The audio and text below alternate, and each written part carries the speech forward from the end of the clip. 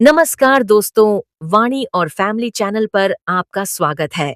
आज मैं आप सबके साथ साझा करने जा रही हूँ एक बहुत ही खास और पावन दिन की कहानी, जीवित पुत्रिका व्रत। यह व्रत मैं हर साल बड़ी श्रद्धा और प्रेम के साथ रखती हूँ, क्योंकि इसका उद्देश्य मेरे सबसे अनमोल रत्न, मेरे बच्चे रत्विक और वैदेही की लंबी उम्र और खुशहाली की कामना करना है। सुबह सुबह मैंने जैसे ही अपनी पूजा की तैयारी करनी शुरू की, मन में एक अजीब सा उत्साह और एक चाह उमड़ आई कि आज फिर से मैं रत्विक और वैदेही की सलामती के लिए खुद को पूरी तरह समर्पित करूंगी। जैसे मिट्टी का छोटा चबूतरा सजाना, दीप जलाना, पूजा की थाली सजाना और सबसे महत्वपूर्ण उन कहानियों का बोलना जो माँ बच्चे के प्यार की गहराई बताते हैं। क्या आप जानते हैं इसका एक पुराना सुंदर किस्सा भी है? यह व्रत जिमूतवाहन जी की कहानी से जुड़ा है।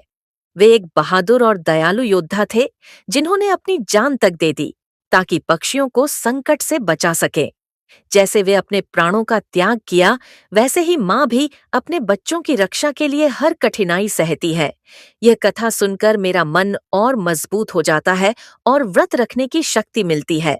पूरे दिन मैंने निर्जल उपवास रखा, न पानी पिया, न भोजन किया। थोड़ी थकान भी हुई, लेकिन जब भी मैं रत्विक वैदेही की मुस्कान के बारे में सोचती, मेरी सारी थकावट दूर हो जाती और मेरी ऊर्जा फिर से लौट आती। पूजा करते हुए मैंने अपने दिल की गहराई से भगवान से रत्विक वैदेही की लंबी उम्र, अच्छी सेहत और खुशहाल जीवन की अपील की। जैसे जैसे शाम हुई, मैं उत्सुक थी कि ये व्रत कैसे पूरा होगा, पर मेरे दिल में संतोष था कि यह त्याग मेरे बच्चों के लिए सर्वश्रेष्ठ आशीर्वाद होगा। दोस्तों, अगर आप भी अपनी माँ के प्यार को इस खास दिन के माध्यम से महसूस करना चाहते हैं, तो जीवित पुत्रिका व्रत जरूर मनाएं और अपने परिवार की खुशहाली के लिए दुआ करें। मैं फिर मिलूंगी एक नई कहानी, नए अनुभव के साथ।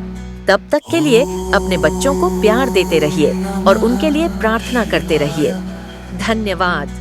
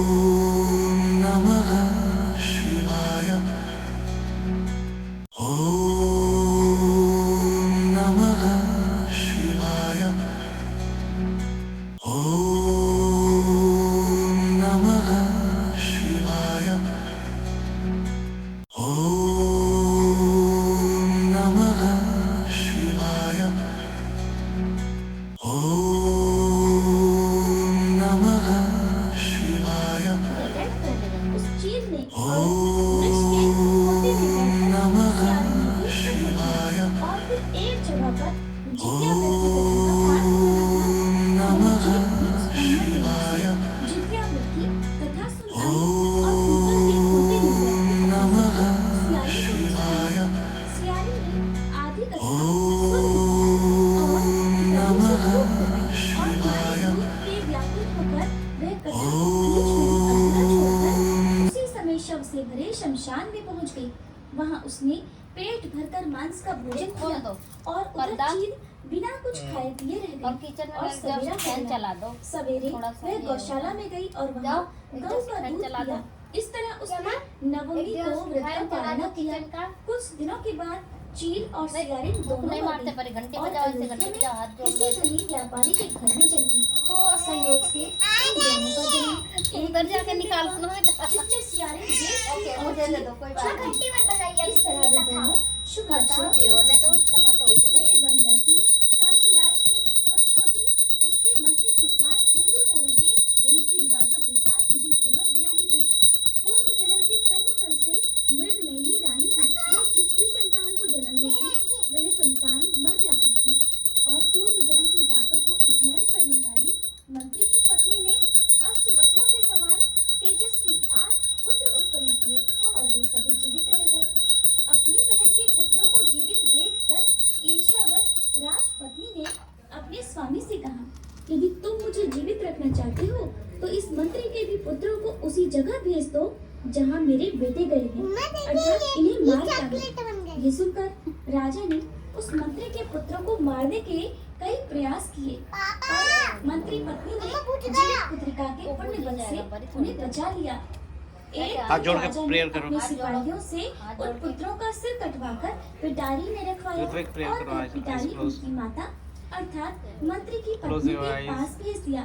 किंतु वे 8 सिर तो बहुमूल्य हीरे जवाहरात बन गए और भले चंगे वे 8 लड़के अपनी माता के पास वापस चले गए।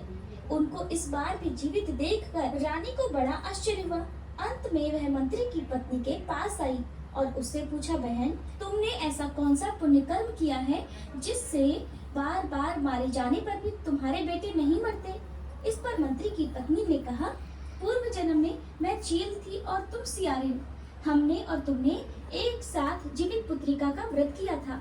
तुमने व्रत के नियमों का भली भांति पालन नहीं किया था और मैंने विधि पूर्वक व्रत रखा और इसी दोष से हे बहन तुम्हारे बेटे जीवित नहीं रहते।